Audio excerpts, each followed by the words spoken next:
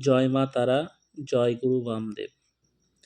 বিপথে যাওয়া পতিকে সুপথে আনা যন্ত্র বা তাবিজ। যদি কারোর স্বামী পরস্ত্রীতে আসক্ত বা বাজারের মেয়ে ছেলের পেছনে টাকা উড়াচ্ছে এবং ঘরের কথা ভাবছে না, এমনকি নিজের ছেলে মেয়ের কথাও ভাবে না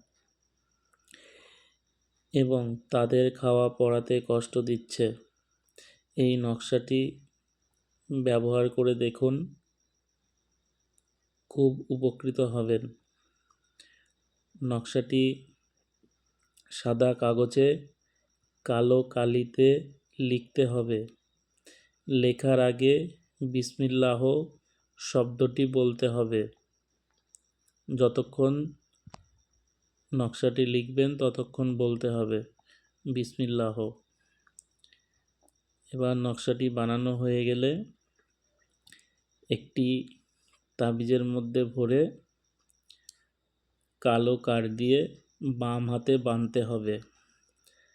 এই যন্ত্রের প্রভাবে এবং স্বামী ভুল বুঝতে পারবে এবং ঈশ্বরের কৃপায় অসৎ সংগ্রাম ছেড়ে দেবে এবং আগেকার মতো ভালোভাবে চলবে এবং সংসারের দিকে মন দেবে। এই যন্ত্রের প্রভাবে ঈশ্বর চাইলে সব কিছুই সম্ভব। এই যন্ত্রটি খুব ফলপ্রদ একটি যন্ত্র, অনেকে ব্যবহার করে উপকার পেয়েছে। আপনারা ব্যবহার করে দেখুন।